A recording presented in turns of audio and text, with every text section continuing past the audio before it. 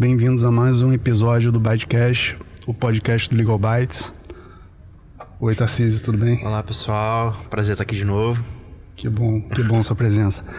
A gente está hoje aqui com a Jaqueline de Oliveira, advogada especializada em Direito e Tecnologia do escritório Matos Filho.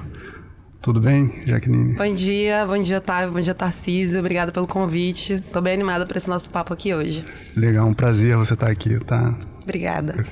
Prazer é todo meu. Vamos lá, assim... Jaque,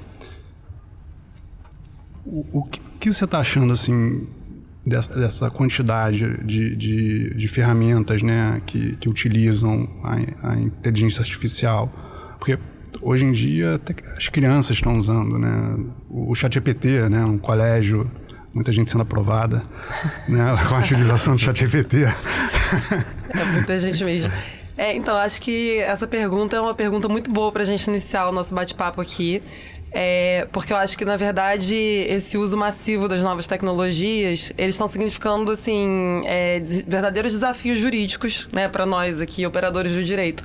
Eu vou tentar, ao máximo que eu puder, afastar um pouco aqui a minha fala do juridiquês e, enfim, né, pra gente trazer um pouco mais essa questão jurídica aplicada à realidade. Mas eu acho que quando você me pergunta disso, assim, como advogada, o primeiro reflexo que eu tenho é realmente de pensar como que esse uso massivo em todas as áreas do mercado, por todos os tipos de titulares de dados, pessoas de todas as classes sociais, enfim, a gente vê realmente uma infiltração das tecnologias de inteligência artificial em todo o mercado, em todos os países, por todas as pessoas. Eu acho que isso realmente se traduz num desafio jurídico enorme, assim, para a gente conseguir compreender de que forma a gente pode garantir que essas tecnologias, essas funcionalidades, elas sejam usadas em prol da sociedade e não de forma nociva. Então, eu acho que é isso, a gente tem que tentar, eu enquanto operadora do direito vejo muito isso, assim, a gente tem que tentar otimizar esse uso e garantir que o uso aconteça mesmo, porque acho que já é uma realidade, acho que isso não tem muito retorno, né? A gente não consegue falar aqui de voltar atrás. Mas garantir que esse uso seja feito mesmo pelas empresas de uma forma responsável e que a gente consiga encontrar um equilíbrio perfeito aí que garanta o uso de forma confiável pela sociedade. Então, acho que essas são as minhas primeiras impressões, assim, quando a gente pensa principalmente do ponto de vista jurídico desse uso massivo. E aí me perdoem por ser absolutamente legalista aqui, eu já penso logo nisso. Não, eu concordo. A dificuldade que eu vejo, por exemplo, a gente hoje tem uma quantidade de inteligência artificial, aí daqui a 2 meses vão surgir novas inteligências artificiais e novas situações, e a legislação não acompanhar essas novas situações, né? Porque vai acelerar, né? Não tem jeito. Esse comentário eu acho também que acho que tem uma aplicação assim, muito recente, assim, que casa muito com esse seu comentário, que é a questão que provavelmente vocês estão sabendo, né? A gente tem uma discussão, com certeza vocês estão sabendo, a gente tem uma discussão super ampla na União Europeia para a adoção de um marco legal de IA, né? Na União Europeia. E no final de 2021, a Comissão Europeia ela apresentou o texto final. E aí, ao longo de 2022, agora no início de 2023, a gente teve um boom do uso do ChatGPT. O texto que foi apresentado em 2021, ele não tinha qualquer previsão de como que essa inteligência artificial, que é considerada uma general purpose artificial intelligence, né, que é uma inteligência artificial que pode ser utilizada para propósitos gerais, ela não era regulada nesse marco.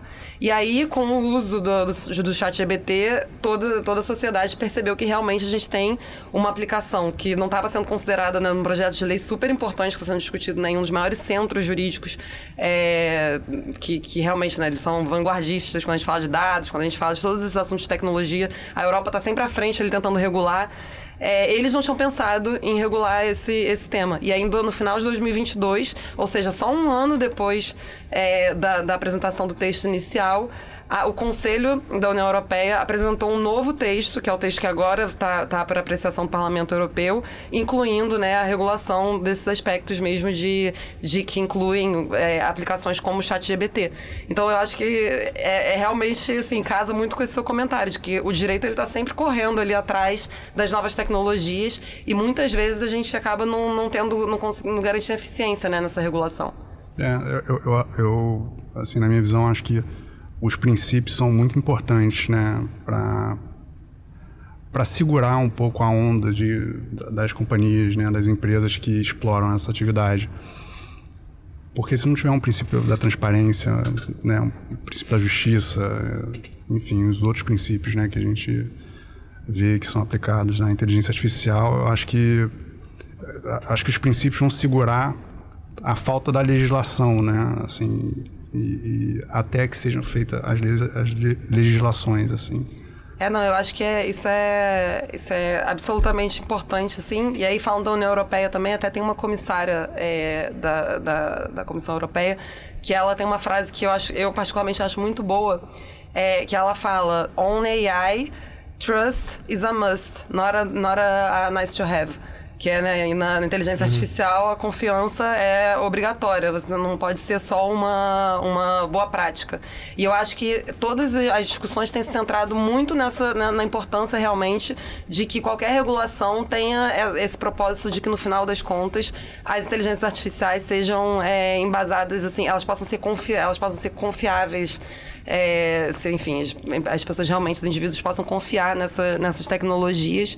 E aí eu acho que isso tudo vem dessa abordagem principiológica também, de realmente quais são aí os principais princípios aqui, com perdão do pleonasmo não, né, mas é uma cacofonia. Quais são esses princípios aí que podem realmente garantir uma confiança nos sistemas de inteligência artificial?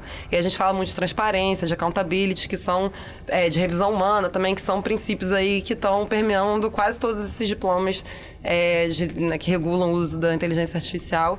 E eu acho que é muito isso. A abordagem tem que ser principiológica. Não adianta a gente tentar ser exaustivo, porque eu acho que qualquer abordagem exaustiva, ela corre o risco realmente de nascer velha, considerando a velocidade aí com que as tecnologias estão se propagando. E quando a gente fala de inteligência artificial, a gente está falando muito de interseção de direitos, né? Porque a gente nunca está tratando apenas da inteligência artificial. A gente teve agora recentemente, né, a decisão da autoridade italiana com relação à aplicabilidade da GDPR. Então, assim, de que maneira você enxerga, né, a suficiência legislativa que já existe hoje para poder regular, de certa forma, né, a aplicação da inteligência artificial nas relações civis? Não, eu acho que esse é um ponto absolutamente importante, assim, e é algo que também tem sido objeto de amplos debates em vários aspectos, assim, de regulação de tecnologia, não só de inteligência artificial. Eu acho que a gente não pode nunca, né, abandonar o direito tradicional, assim, o que já é regulado há muito tempo, que a sociedade já tem um domínio maior, e tentar ver de que forma que esse direito ele consegue também conversar com as novas tecnologias e com essas regulações supervenientes que tratem do tema. Então, esse exemplo mesmo da União Europeia, né, da Itália, ele é super relevante porque eu acho que ele demonstra justamente isso, né? A União Europeia está discutindo ainda o marco, então a gente não tem ainda esse marco de inteligência artificial, mas a autoridade, né, o garante, que é a Autoridade de Proteção de Dados lá na Itália, ele foi capaz ali de remediar um uso que ele achou abusivo, se utilizando de previsões legais que já existiam, e aí, no caso, como você mencionou, o GDPR. E eu acho que isso é muito importante, assim, para todo mundo que discute essas regulações, de conseguir encontrar esse equilíbrio também. Acho que a gente fala muito equilíbrio, mas é que como realmente essas novas tecnologias, elas podem ser de alguma forma reguladas pelo que existe. Então, quando a gente fala de responsabilidade civil, a gente já tem estudo super, né, avançado de responsabilidade civil, de que forma que eles vão conversar com o uso dessas novas tecnologias. Quando a gente fala de direito penal, a gente já tem crimes regulados, de que forma que esses crimes, a tipificação desses crimes também vai conversar com, eventualmente, crimes que sejam cometidos com a utilização dessas novas tecnologias ou, né, em último caso, pelas novas tecnologias, sem interseção humana. Eu acho que a gente tem que sempre trazer para o debate como realmente esses institutos jurídicos conversam. Isso é muito importante. Eu acho que sempre o debate vai ser eterno, né? Porque sempre vão existir novas tecnologias. Eu acho que o debate não vai acabar assim, sabe? Eu acho que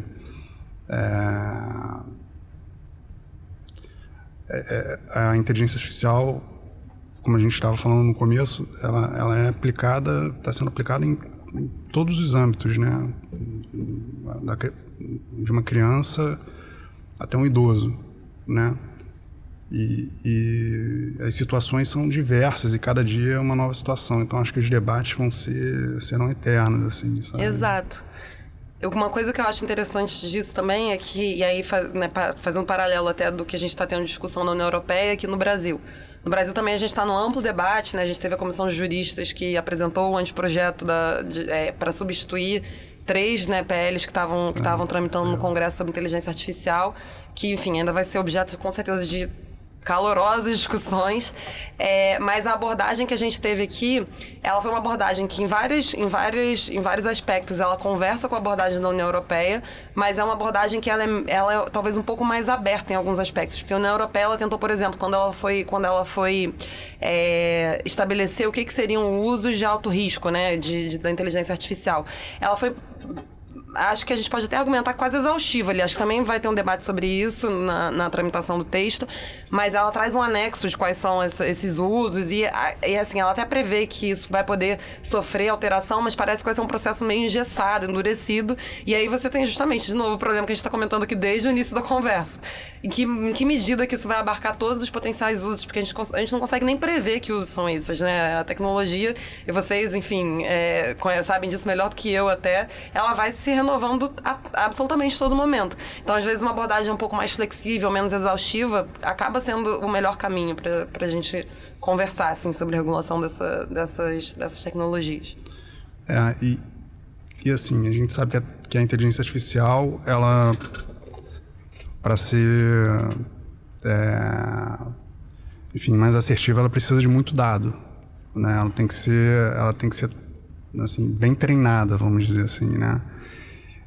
Como é que você vê essa questão de dado mundial? Já tem a legislação europeia, tem a brasileira, enfim, os dados não ficam aqui, os dados vão para os Estados Unidos, os dados vão para a Europa, os dados circulam, né? E são comercializados, a verdade é essa. Muita gente ainda comercializa os dados, porque dado é dinheiro, né? Você tem o dado, você sabe o perfil daquela pessoa, você traça os perfis. Quanto que ela pode comprar, exatamente, qual é a chance exatamente. dela.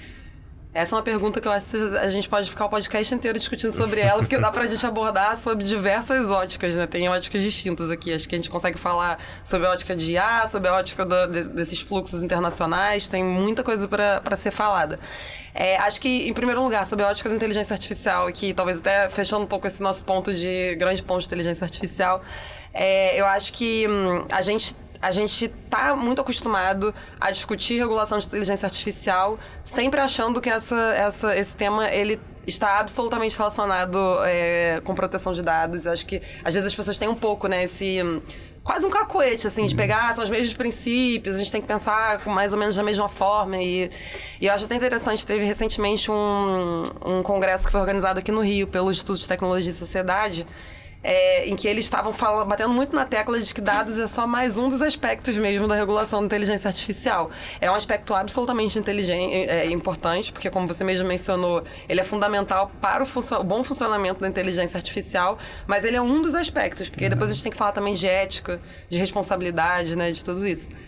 E aí, quando eu penso assim, na questão de dados e inteligência artificial, eu acho que assim, a gente já tem mecanismos muito assim, robustos para regular o uso de inteligência artificial, processamento de dados no âmbito de inteligência artificial. E aí, acho que voltando até o exemplo do Tarcísio, né, o que aconteceu lá na Itália, mostra muito isso. E eu acho que esse uso é muito difícil, realmente. A gente tem essa discussão na Itália, uma discussão de qual é a base legal válida para essa coleta absolutamente massiva e sem muito critério, assim, né? Tudo que você coloca ali vai ser utilizado para treinar aquela inteligência artificial. Então, se você escreve no chat GPT que você está com um problema no seu relacionamento, com todas as mínimas informações, ou então que você está com um conflito no trabalho, tudo que você colocar ali, você não tem a menor garantia de que aquilo não vai ser utilizado. Pelo contrário, né? A inteligência artificial já está ali funcionando de forma automática, é quase irremediável. Então, eu acho que são questões muito importantes de serem tratadas, mas que elas já conseguem ser tratadas com os mecanismos que a gente tem atualmente. Eu fico assim, porque eu estava lendo, né, aprendendo inteligência artificial, tentando aprender um pouquinho. Eu não aprendi até hoje. Aí, não vou, eu acho que eu também já cheguei nessa conclusão, porque é complicado pra caramba, né? Eles falam nas redes neurais, né, e em camadas nas redes neurais. Enquanto mais camadas se tem na rede neural da inteligência artificial, mais difícil fica de você identificar como saiu aquela decisão, né, como foi aquela decisão autônoma. E mais difícil fica também de encontrar o dado, porque não se chega, assim. Aí eles falam da black box, da opacidade. Eu ia mencionar isso do black box, né? Que você coloca o dado, aquilo sai de alguma forma e você... O caminho ali... Exatamente. É difícil de ser explicado. É difícil, né? Eu fico pensando né, até onde uma auditoria consegue explicar, né? Por mais que tenha princípios também para você. Eu acho que, na verdade, essa é até uma grande questão, assim, da dificuldade mesmo da regulação, porque a da União Europeia, aqui a do Brasil também, os textos atuais, eles são muito focados nessa questão da explicabilidade, principalmente quando são inteligências artificiais de alto risco. Só que é justamente isso, assim, às vezes o desenvolvedor, ele não consegue alcançar o que foi feito ali. Ele realmente sabe, né, como a programação foi feita no início, como ele fez para chegar na tecnologia. Agora, de que forma ela evoluiu e os processos que estão sendo conduzidos ali internamente pela própria tecnologia é um grande desafio. E aí entra toda a discussão, o debate de como que isso pode prejudicar a inovação também, né? E como encontrar esse equilíbrio mesmo de garantir que as empresas continuem inovando, que a tecnologia continue avançando, sem que isso represente riscos aí para os usuários da inteligência artificial, para a sociedade em geral, né? E como é que você vê essa questão de dados enfim, da DC 51, né? Dos dados lá fora e as autoridades aqui podendo pedir diretamente? Eu acho que essa pergunta ela se conecta muito com essa questão da internacionalização dos fluxos que, né, quando a gente fala de inteligência artificial, é algo absolutamente comum e que já era muito comum antes da gente começar a falar também em desenvolvimento de inteligência artificial. A gente tem cada vez mais, né, empresas que atuam de forma internacional, assim, então que realmente não atuam mais em um único lugar. Acho que, enfim, os exemplos são os maiores e isso é muito propiciado pela internet, né? Antes mesmo de a gente falar de tecnologias mais avançadas que decorreram aí do uso da internet. E essa possibilidade, eu acho, né, de você ter empresas que atuam em vários lugares, ela tem, assim, ela gera múltiplas questões jurídicas. Então, a gente tem desde questões que vão, aí, sem falar de dados, né, quando a gente fala, sei lá, às vezes da organização tributária de uma empresa que tem essa capilaridade toda, até chegar à questão de dados. Assim, a gente tem questões jurídicas enormes por causa dessa capilarização das empresas em jurisdições diferentes que é propiciada pela internet, pelas tecnologias.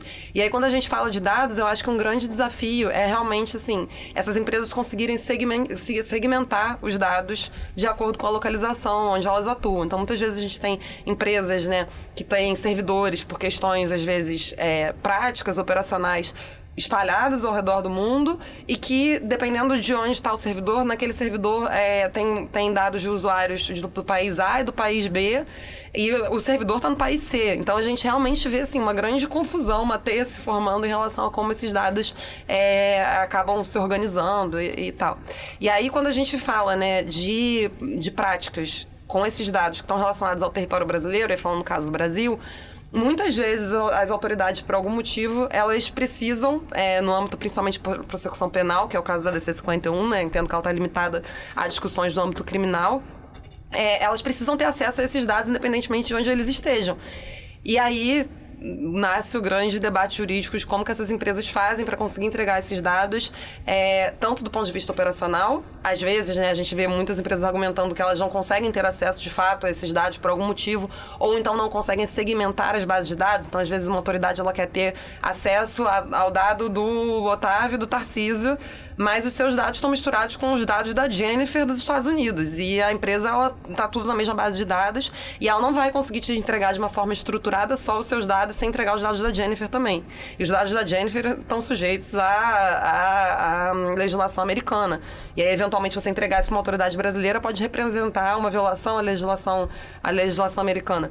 Então, assim, a gente tem uma discussão muito complexa de conflitos de jurisdição, às vezes, de impossibilidades técnicas, e eu acho que a DC 51 é uma tentativa, eu acho que o Gilmar Mendes ele demonstra muito isso ao longo do voto dele, de tentar encontrar uma solução para o Brasil, mas ele mesmo, ao longo do voto, ele reconhece que essa decisão ela pode representar impasses para essas empresas que estão sujeitas, né, ao escopo desse voto em relação às suas obrigações em outros lugares. E aí, esse é um ponto que, assim, eu sou particularmente apaixonada pelas discussões de geopolítica, de transferência nacional de dados, gosto muito mesmo, assim. E é um ponto que eu acho que é realmente muito relevante ser discutido. Às vezes a gente acha que é muito acadêmico, por que a gente está falando disso? Eu acho que é muito importante a gente falar de cooperação internacional. A gente tem que falar da necessidade dos países sentarem e conversarem sobre soluções que funcionem juntas, assim. E para todos os países interessados. É óbvio que com alguns países a gente não vai conseguir sentar e conversar, né? A gente está falando aqui mais de países que sejam baseados em estados democráticos de direito. Mas, assim, é necessária essa discussão na esfera internacional para que haja a propositura de soluções que representem, assim, um melhor interesse de todo mundo envolvido. Então, atingir o interesse individual ali de cada um dos países, conseguir também atender aos interesses e as preocupações das empresas, porque para que elas continuem inovando, acho que aqui é sempre um ponto importante. Elas precisam realmente ter um conforto de que elas podem atuar de acordo com as legislações de cada um dos países, sem que isso vá representar algum tipo de exposição em outro país, e atender, evidentemente, também os direitos das pessoas que estão envolvidas nas discussões. Então, você está falando de um crime, né, da vítima, da família das vítimas. Então, eu acho que, fazendo um grande resumo, assim, essa DC 51, ela demonstra uma necessidade, talvez, da STF de propor uma sugestão que a curto prazo resolva o problema específico do Brasil, mas ele não nega que essa solução é uma solução que pode criar impasses. Ele até abre no voto dele a possibilidade, inclusive, das empresas negarem o cumprimento da ordem quando elas tiverem argumentos válidos, e aí eu acho que ele bate um pouco nesse ponto, né? Que ele falou, a gente está tentando evitar aqui, talvez, posições mais generalistas de que, eu não posso cumprir porque eu não tenho capacidade operacional ou porque eu vou descumprir outra lei. Ele deixa claro ali que se as empresas conseguirem justificar de forma embasada, um pouco mais aprofundada, que elas de fato não podem, não conseguem, qual é a legislação que elas vão violar, etc., nesses casos ela ainda teria argumentos válidos para negar o cumprimento da ordem e aí utilizar os mecanismos tradicionais, né, de cooperação internacional da EMILAT. Então, acho que é um grande resumo e, na verdade, eu acho que toda essa nossa conversa aqui resume bem que a gente está mais se colocando perguntas do que trazendo respostas. Assim, todas as decisões, as tentativas de regulamentação, tudo isso eu acho que traz mais perguntas do que respostas, né? Quanto mais a gente conversa, mais perguntas surgem, né? Por isso que eu falei que o debate não vai acabar nunca, né? Ainda mais com o surgimento de novas tecnologias, assim. Você acha que um caminho pode ser fazer tratados internacionais, porque aí... Com certeza. Eu acho que tanto, assim, acordos bilaterais quanto tratados internacionais, acho que todos esses instrumentos que viabilizam mesmo a cooperação jurídica internacional, eles são válidos. E eu acho que o Brasil, ele tem que também é absolutamente tratado no voto do Gilmar Mendes, ele acabou de aderir à convenção, acabou não, né? Tem quase 2 anos já, um pouco mais de 2 anos, a Convenção de Budapeste em relação ao cybercrime, que é justamente uma convenção por meio da qual todos os países eles se comprometem a criar mecanismos internos válidos para garantir que os crimes que ocorrem na internet e que tenham aí esse viés internacional, eles vão ser resolvidos da forma mais eficiente possível. Então, assim, até o Gilmar Mendes, ele mesmo homenageia várias vezes a Convenção de Budapeste, e eu acho que esse é um caminho, assim, e é por isso que eu acho que essa discussão é tão importante. A gente vê muito, assim, eu que gosto mesmo desse tema, eu vejo muito como que colocam esse tema muito como algo, tipo, é muito acadêmico. Isso é muito discutir transferência nacional, discutir cooperação internacional no âmbito de dados, é algo muito acadêmico. Mas eu acho que quando a gente fala desses aspectos aterritoriais, que já estão chamando, não é nem mais extraterritorial, já estão chamando de aterritorial, é o que a gente precisa, assim. E eu acho que esses tratados, eles são importantes também para a gente garantir uma soberania dos estados. Porque se você, como estado, não se posiciona para, de alguma forma, regular internacionalmente o assunto, acaba realmente tendo uma autorregulação. E aí você vem realmente vem o medo, né, de que os estados deixem de ser soberanos, ele acaba sendo corroborado de alguma forma. Então, acho que os estados eles precisam adotar uma postura mais ativa de irem cooperar internacionalmente e proporem soluções. Então, acho que esse, com certeza, é um caminho muito válido, assim. Não sei se é uma opinião muito utópica e Não, eu concordo plenamente. Até porque os dados circulam, de fato, os dados não ficam no país, né? Então, a gente vê a preocupação da GDPR em falar que o dado só vai ser tratado em outro país se tiver segurança, né? Se a legislação tiver tanta segurança quanto for reconhecida e adoção tal. de mecanismos adicionais de salvaguarda. Exatamente, cláusulas padrões que eles falam. Que a LGPD vem também copia e cola ali. E a gente fica, o que a gente faz com isso? Porque a gente nunca teve legislação de proteção de dados e agora a gente tem que ter mecanismos de salvaguarda adicionais quando a gente transferir. A gente não sabe nem o que é. Está entendendo ainda o que é o princípio da transparência, o que é o princípio da adequação, minimização. Verdade. E pegando esse caminho da proteção de dados, LGPD, né, aqui no Brasil, o que você achou da dosimetria? Eu gostei que você falou LGDP e não LGBT. Você fala... Não, eu pensei, Lei Geral de Proteção de Dados. Desculpa, até me perdi da pergunta. O que você achou da dosimetria? Do regulamento, né? Do regulamento, Esse também é um tema... Né? Eu gosto que a gente escolheu só temas fáceis para conversar aqui hoje. A gente pode fazer uma série de 30 podcasts. Então, o regulamento, né? Esse regulamento da aplicação das sanções, da dosimetria, das multas, era um regulamento, assim, muito esperado pela sociedade.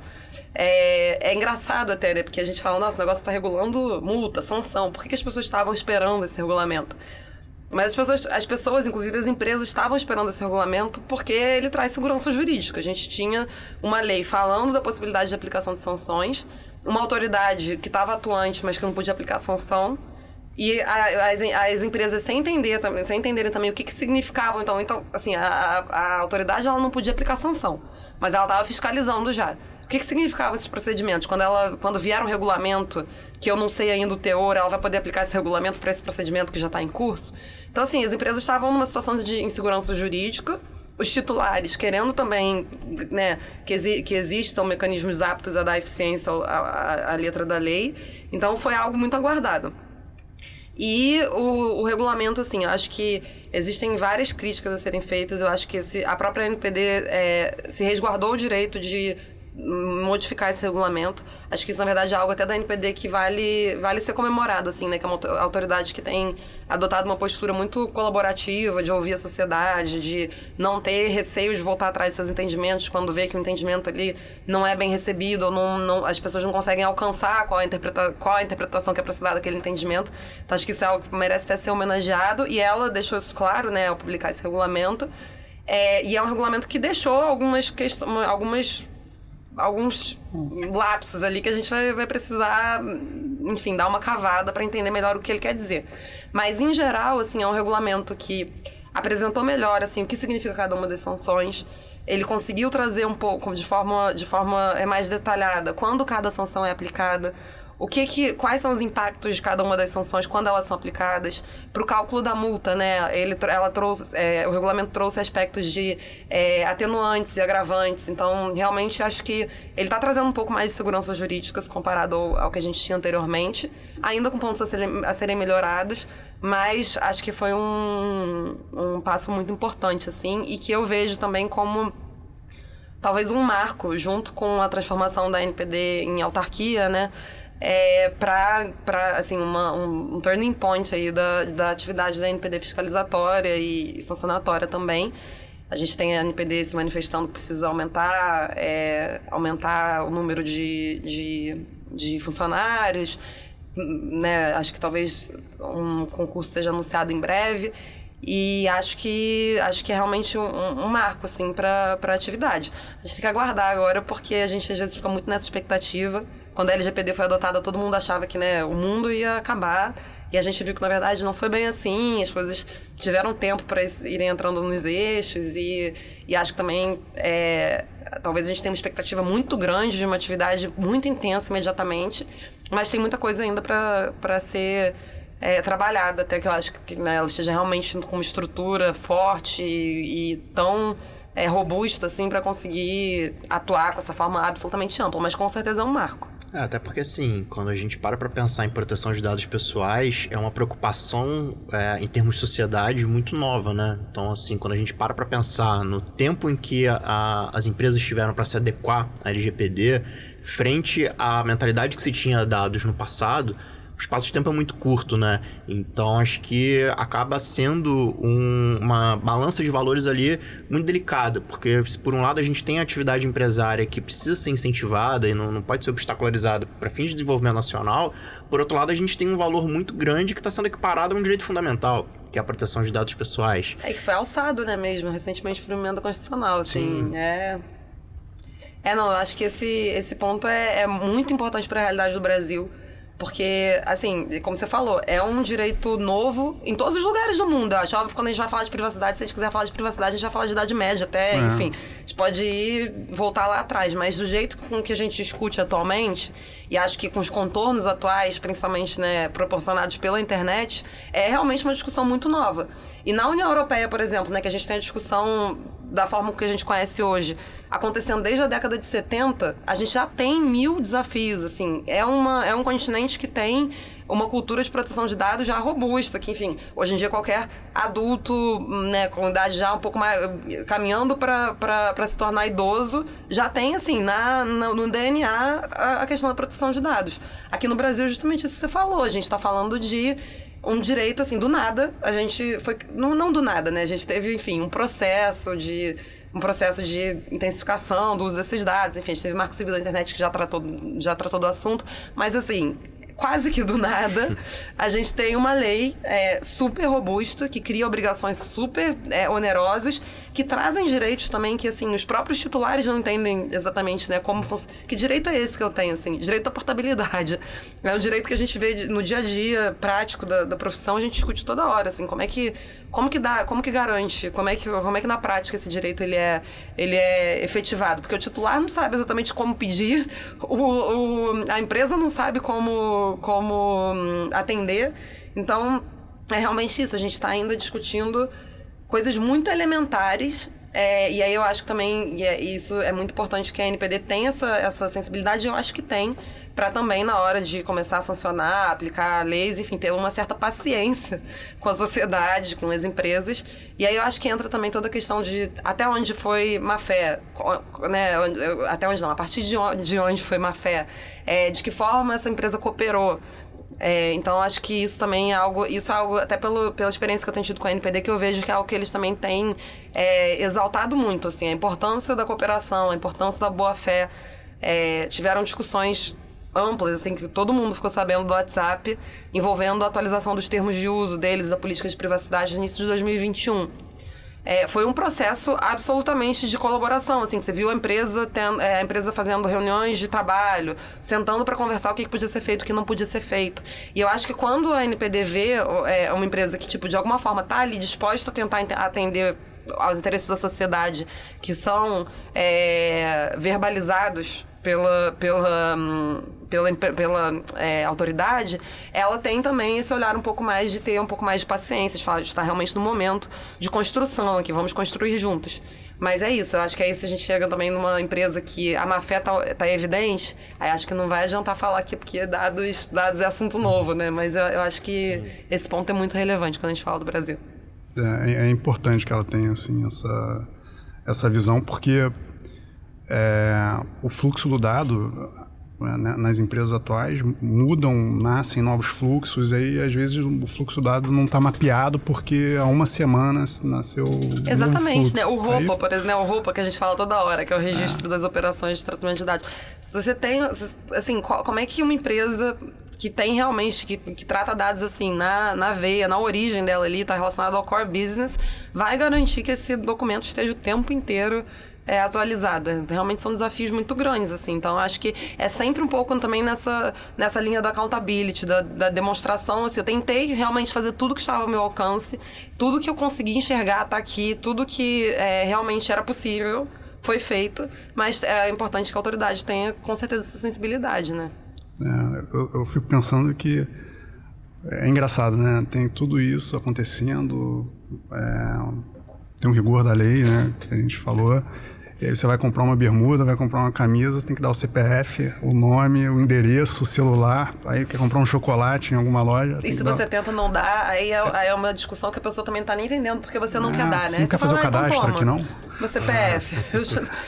Mas o que você precisa? No final é mais fácil, né, às vezes, do que argumentar. Pois é, eu fico impressionado, assim, né? Se eu fosse dono da loja, eu falaria, não quero nada. Nada. Quanto menos, melhor, né? Não é assim que falam. Com relação a... Peraí, deixa eu pensar aqui. Qual outro ponto que a gente ia tratar? Acho que a questão da moderação de conteúdo, do artigo 19, e tinha mais um, a gente já falou todos. Não, era o último esse. A gente tá falando há quanto tempo? Não, tranquilo. Tem um ponto, você estava discutindo, né, essa questão da divergência legislativa, né? Então... Agora, tá. Não, tá, mas aí... mas essa já estava fazendo a pergunta no podcast. É real.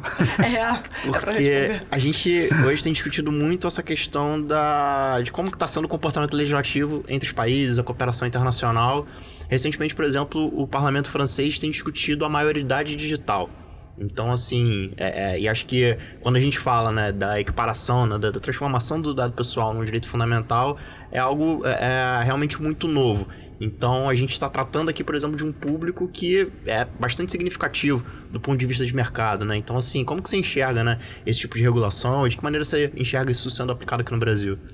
Eu acho que esse tema, ele é um tema, assim, como todos os temas que a gente está discutindo aqui, que representa desafios enormes, porque a gente está mexendo, e aí eu acho que até, né, com um pouco de link até do que a gente estava falando antes, está mexendo às vezes com fundamentos do direito, assim, né, assim, a gente nunca teve uma discussão, por exemplo, no Brasil do que é maioridade. Você pode ter até uma discussão de, eventualmente, né, capacidade civil, mas assim, pra gente, maioridade, 18 anos.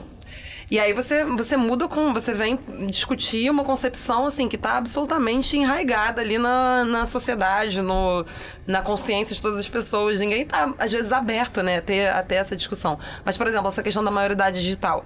A gente vê justamente, assim, quando a gente fala de games, de redes sociais até, né, o TikTok, principalmente, recentemente, são realmente, às vezes, produtos que quem mais quer consumir realmente são pessoas que estão abaixo, por exemplo, aqui no Brasil, dos 18 anos.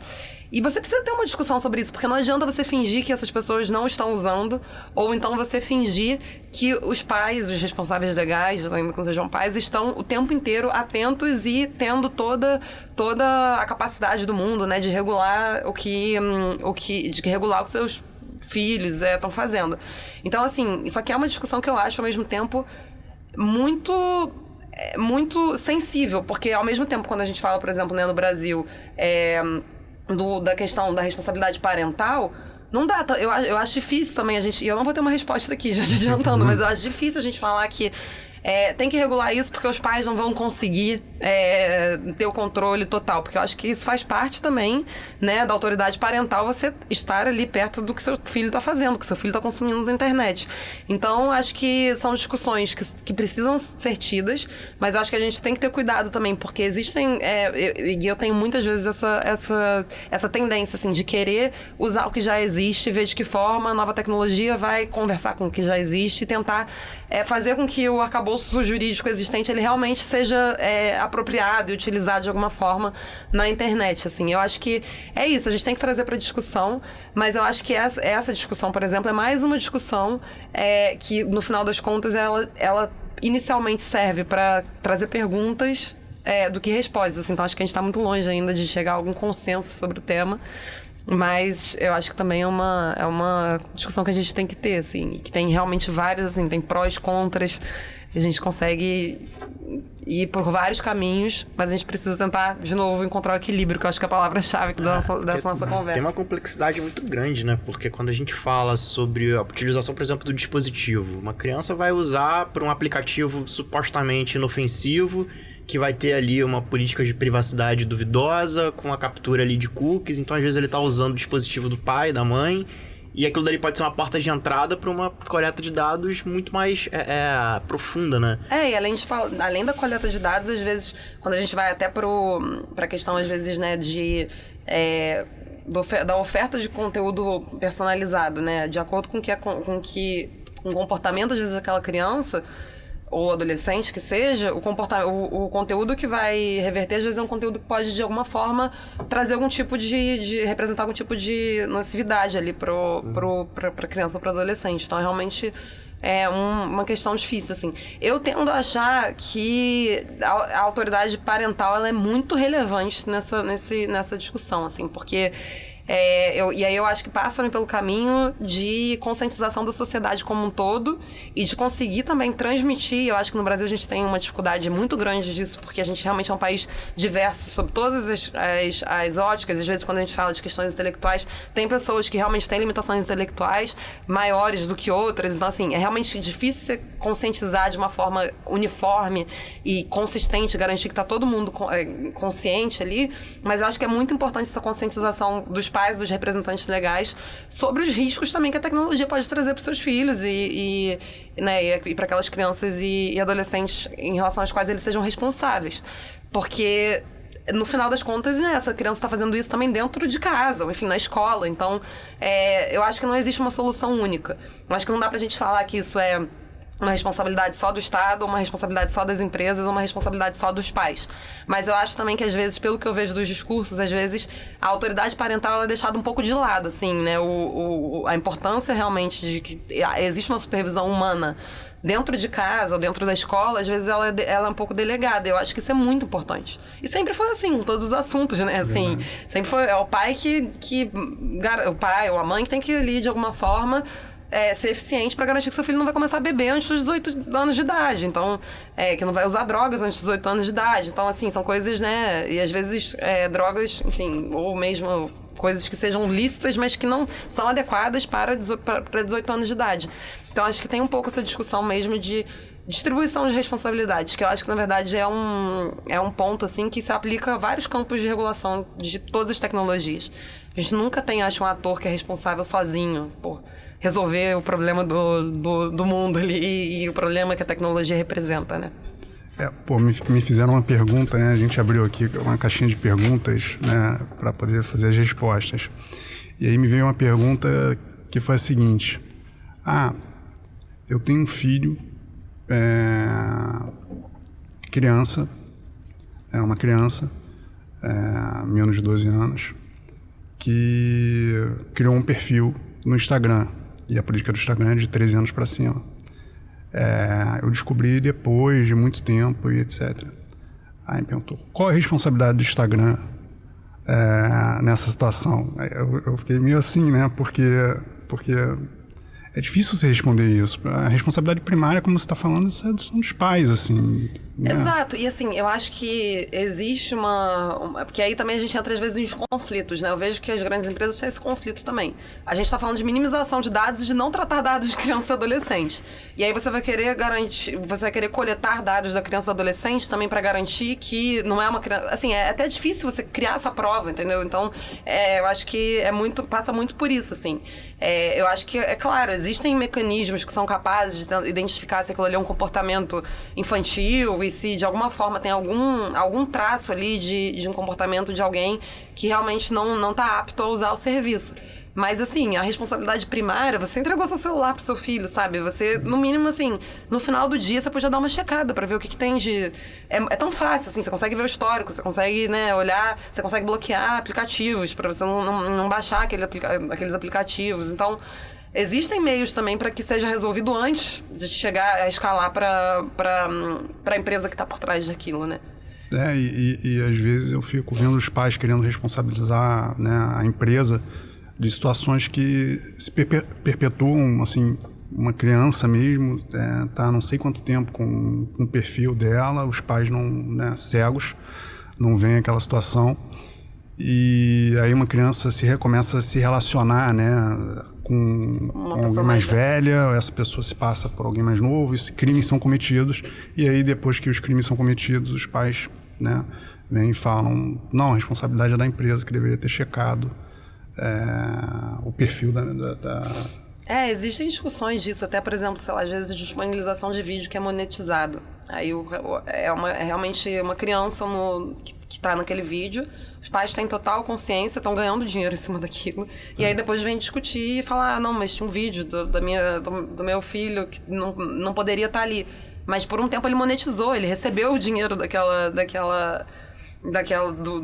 da propagação daquele vídeo. Então, às vezes, a gente vê também exatamente isso, assim, posicionamentos meio controversos. Você fica, né, até meio vendido. O pai chega, mas você estava sabendo antes de mim disso, assim. Eu não detectei isso, mas assim, você podia ter detectado antes. Então é realmente uma discussão bem complexa, assim. E agora, mudando um pouquinho assim, viajando um pouquinho, indo pro Marco Civil, né? Pro artigo 19 do Marco Civil. Às vezes nem viajando, né? Que a gente tá falando de moderação de conteúdo. É verdade. Consegue criar o link, vamos lá. O que você acha do artigo 19, dessa discussão toda? Aí, mais um... Vamos escrever livro, gente. Livro, o que a gente... A gente aqui, as pessoas não sabem, mas essa nossa conversa aqui, na verdade, a gente tá só fazendo o roteiro de um tratado que vai ser feito. Estão transcrevendo tudo. Exatamente, vai sair assim, a gente no final vai convidar o quê? Todos os operadores de direito do Brasil, porque com os temas que a gente levantou aqui, não tem número de pessoas, pra, assim, só se forem todos, e a gente vai publicar um negócio de 5 mil páginas. Né? Não, as brincadeiras à parte, discussão super acalorada também no STF, né? Acho que, enfim, o STF tem desempenhado aí um papel de bastante destaque nas discussões envolvendo tecnologia, principalmente quando a gente fala de crime, principalmente quando a gente fala de discurso de ódio. Acho que esses assuntos foram assuntos que, né, pelos últimos acontecimentos, fizeram com que o STF decidisse adotar de alguma forma uma posição de protagonismo nessas discussões. E eu acho que esse assunto do artigo 19 e a forma como ele vem sendo impulsionado pelo STF tem muito a ver com isso, né? O que eu acho do artigo 19? Na minha super humilde opinião, eu acho que assim, a gente tem um artigo que deveria, na verdade, não deveria estar sendo alvo de tantas discussões sobre constitucionalidade, assim. Eu acho que é um artigo que, a meu ver, é absolutamente constitucional e que decorreu de um amplo debate público que justamente, né, via na adoção ali do Marco Civil da Internet como um todo a possibilidade de você desdobrar diversas garantias e princípios constitucionais na forma de regras aplicáveis ao uso da internet no Brasil. E assim, é um dos processos legislativos mais comemorados no Brasil e várias vezes mencionado ao redor do mundo, assim, né? A gente tem vários congressos de vários países que às vezes ressaltam o processo colaborativo sobre o qual o Marco Civil da Internet foi elaborado, construído, adotado, como um exemplo do que poderia ser feito, né, em outros países, assim. Então, assim, de plano, antes de entrar na discussão de mérito, eu já acho muito estranho a gente estar discutindo a constitucionalidade desse dispositivo.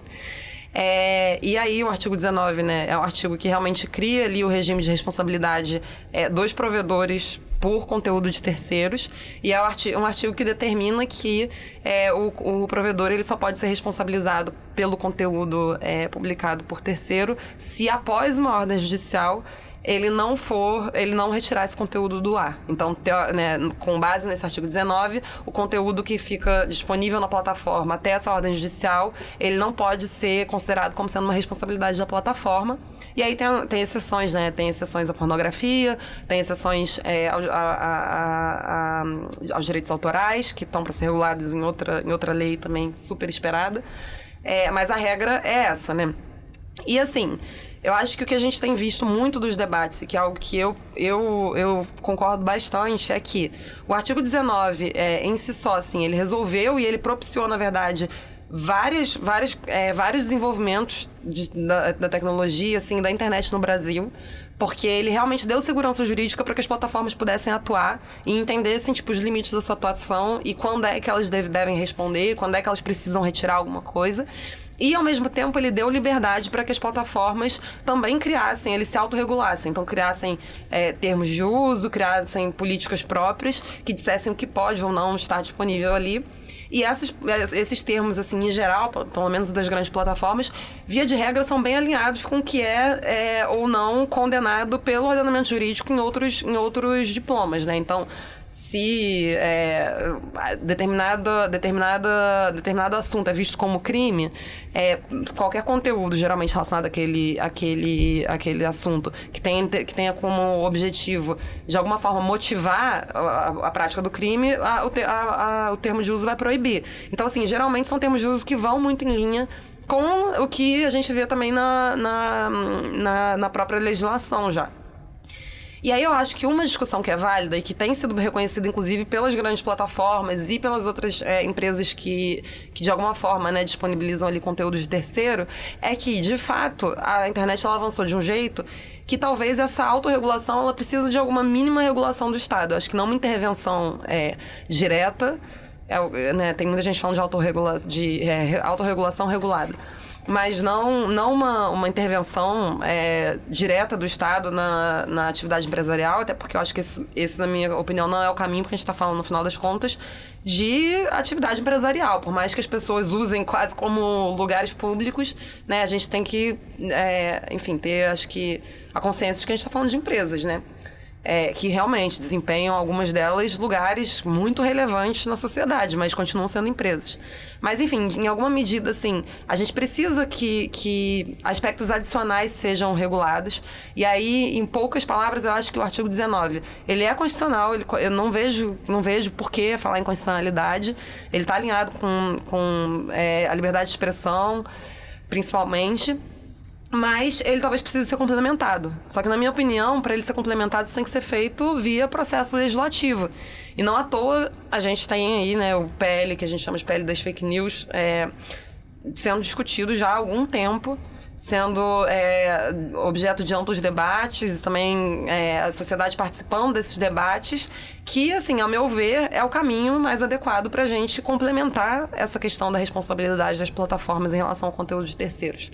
Eu acho que a gente tem que ter muito cuidado quando a gente fala, né, do STF declarar a inconstitucionalidade do artigo, porque eu acho que às vezes parece um pouco uma decisão norteada pela conveniência. Assim, existe um interesse do STF por questões também legítimas, né? É também um dos guardiões ali da Constituição, o principal guardião da Constituição, enfim.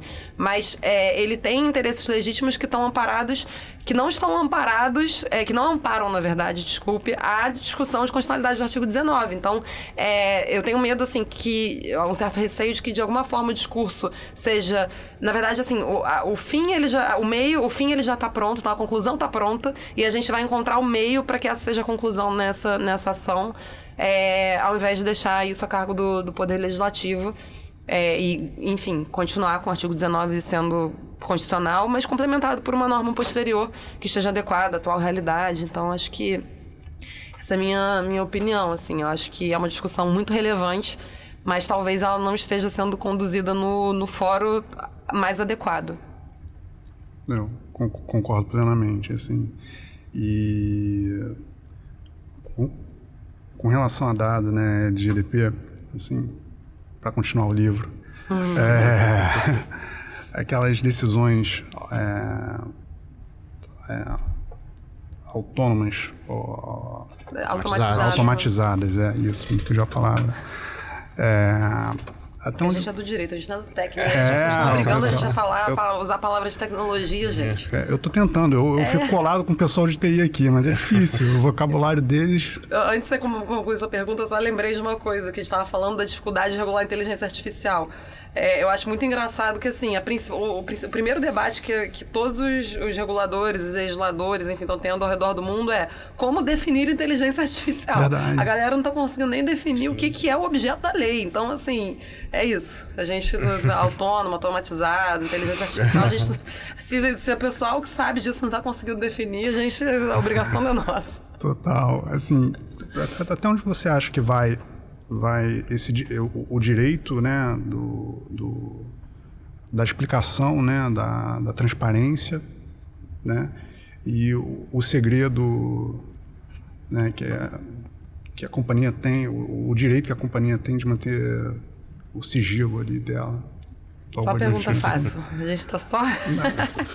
Eu acho que esse também é mais um tema, assim, que eu acho que aqui a gente tá sempre falando disso, né? De ponderação de direitos, ponderação de interesses.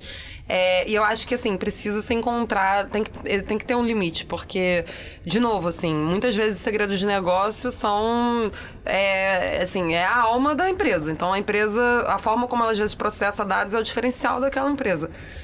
Então, eu acho que um caminho, assim, é realmente a empresa trabalhar internamente para conseguir, de alguma forma, encontrar uma maneira, um caminho de ser didático e explicar o que ela faz, mas não colocar uma tecnicidade tão grande nessas explicações. Realmente ser algo um pouco mais factual, mais prático, e que consiga, assim, explicar ali para o usuário o que acontece, mas sem abrir código-fonte ou, enfim, às vezes procedimentos. Acho que realmente tentar encontrar o equilíbrio. Eu acho que essa é uma análise muito caso a caso. Eu acho que não tem como isso ser regulado, assim, né? Eu acho que é realmente uma resposta que cada empresa vai ter que trabalhar para encontrar ali uma forma de conseguir atender o direito e não se expor tanto. E aí eu acho que talvez, em alguns casos, o debate vai ter que acabar indo para a autoridade competente. Se a gente está falando de dados pessoais, às vezes para a NPD, que aí é uma autoridade que eventualmente pode conduzir auditorias, e aí ela pode ter o acesso ali com o compromisso, a obrigação de manutenção de sigilo, e aí respaldar, eventualmente, né, se o titular está questionando, essa explicabilidade aqui, essa explicação que me foi dada, não é suficiente, eu quero mais. Eventualmente, ele peticiona na NPD, a NPD conduz uma auditoria, e depois, numa conclusão ali de um processo, né, desse exercício de direito de petição do titular, ela fala, não, realmente o que está explicado aqui é o que acontece, mas não tinha como ser mais granular sem prejudicar o segredo de negócio ou os outros ativos de propriedade intelectual da empresa. E aí, de novo, a gente tem aqui uma atuação que envolve todos, para usar a palavra bonita, stakeholders, que podem ser impactados pelo tema, assim. Eu assim, vendo do lado da empresa, né, obviamente, eu acho que tem que ter com assim, muita cautela. Com certeza. Grançares, assim, é absurdo, porque até mesmo as auditorias que, né, tá lá no parágrafo 2º, eu acho, fala da NPD poder fazer auditoria, respeitados os segredos de sigilo negócio, com certeza. Assim, até na atividade da autoridade existem limites, assim, né? Eu acho que são um pouco menores, eu acho que são limites ali um pouco mais flexíveis em relação ao que se apresenta para a sociedade, mas com certeza existem limites, assim. Até porque a gente está falando, às vezes, por exemplo, a gente fala de vazamento de dados de empresa. Quem garante que uma autoridade não vai sofrer um vazamento de dados e o que você apresentar para a autoridade, eventualmente, não vai ser acessível pela sociedade? Então, é uma preocupação absolutamente legítima das empresas, assim, concordo 100%. E aí vem também a grande questão da necessidade de preparação do judiciário para poder absorver esse tipo de demanda, né? Porque dependendo da maneira como isso for conduzido, você vai ter uma exposição muito grande, né? Então, acho que acaba se tornando, né, na minha opinião, cada vez mais premente que você tenha um juízo especializado no tratamento de dados. Assim como a gente já tem juízos arbitrais, porque com toda a vênia ali, há um juízo civil. A gente colocar isso na vala comum, de certa forma, eu acho que pode ser muito comprometedor, porque demanda uma capacitação técnica, né, e uma especialização dentro da matéria para que a gente não corra o risco de ter injustiças no judiciário, né? Não, acho que esse também é um ponto, com certeza, assim, que merece muita atenção, assim. Realmente a gente fala, às vezes, de arbitragem, assim, às vezes é um mundo um pouco paralelo para quando a gente fala de usuário, de titular, né? Enfim, a arbitragem é super cara e também você precisa ter um conhecimento e estar bem amparado. Mas eu acho que o próprio judiciário tem realmente como você mencionou, essa obrigação de, de alguma forma, se preparar para essas discussões, assim, porque realmente, eu acho que quando a gente fala, tudo que a gente está falando aqui, eu acho que mostra muito, assim, não existe mais o direito da tecnologia, assim, a gente não fala, isso não é mais uma discussão à parte, mais uma seara do direito. Na verdade, a tecnologia está permeando todas as áreas do direito.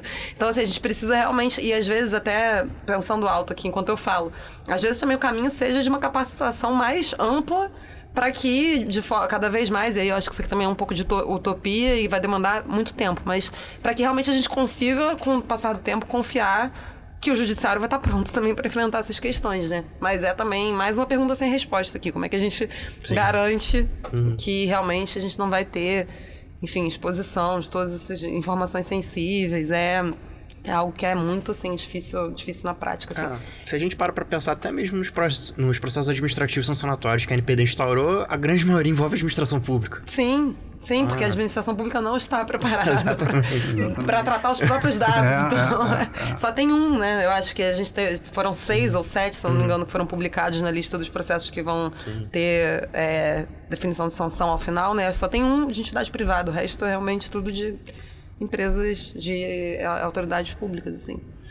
Assim, eu vou fazer uma pergunta aqui, mudar totalmente o assunto aqui. A gente aqui na empresa tá totalmente ligado a legal tech, law tech, né? Você acha que os escritórios de advocacia como um todo, assim, né?